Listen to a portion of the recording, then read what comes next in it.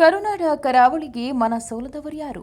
ಉಡುಪಿಯ ಮಲ್ಪೆ, ಕಾಪು, ಮರವಂತೆ, ಪಡುಬಿದ್ರಿ, ಮಂಗಳೂರಿನ ಪಣಂಬೂರು, ಉತ್ತರ ಕನ್ನಡದ ಮುರುಡೇಶ್ವರ, ಕಾರವಾರ ಹೀಗೆ 10 ಹಲವು ಸಮುದ್ರ ಕಿನಾರೆಗಳು ಲಕ್ಷಾಂತರ ಪ್ರವಾಸಿಗರನ್ನು ಸೆಳೆದಿದೆ ಎಂದು ಮಾಜಿ ಸಚಿವ ಕೋಟ ಶ್ರೀನಿವಾಸ ಪೂಜಾರಿ ತಮ್ಮ ಅಭಿಪ್ರಾಯ